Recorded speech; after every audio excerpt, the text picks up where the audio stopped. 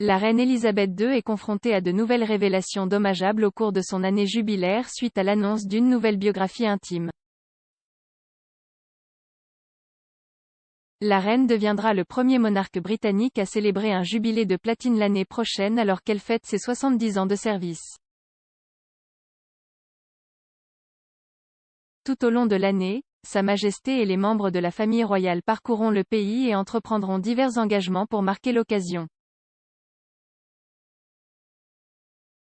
Malgré les célébrations déjà prévues, la reine pourrait connaître d'autres révélations dommageables alors qu'une nouvelle biographie de l'ancienne rédactrice en chef de Vanity Fair, Tina Brown, sera publiée en avril. Madame Brown, qui a écrit The Diana Chronicles, publiera The Palace Papers, Inside the House of Windsor, The Truth and the Turmoil. Madame Brown a déclaré: c'est avant tout l'histoire de la survie d'une famille dans laquelle la prééminence du devoir est en tension constante avec les désirs très humains d'amour, d'ambition et le désir d'évasion. L'écrire a été un voyage fascinant.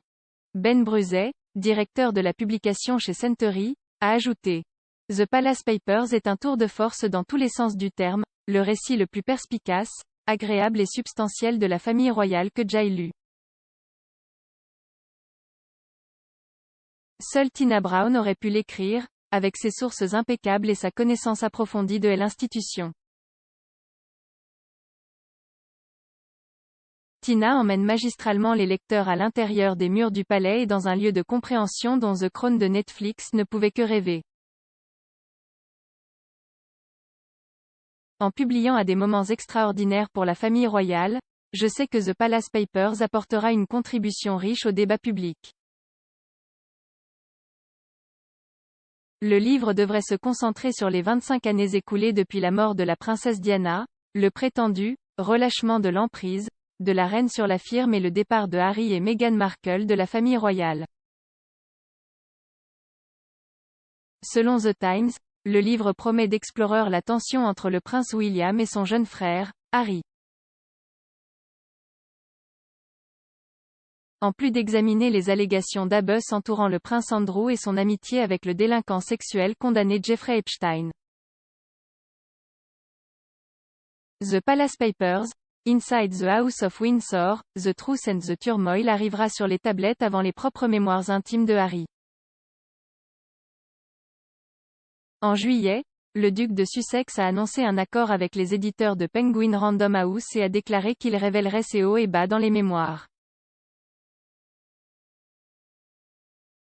Les bénéfices seront reversés à des œuvres caritatives, mais les détails spécifiques sur le montant n'ont pas encore été révélés.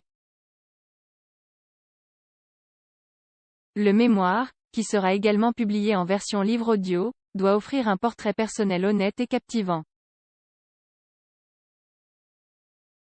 Une déclaration à propos du livre a été partagée sur Archewell.com et a déclaré que les mémoires représenteraient le récit définitif des expériences, des aventures, des pertes et des leçons de vie qui ont contribué à façonner Harry. Parlant du livre, Harry a déclaré: j'écris ceci non pas en tant que prince que je suis né mais en tant qu'homme que je suis devenu.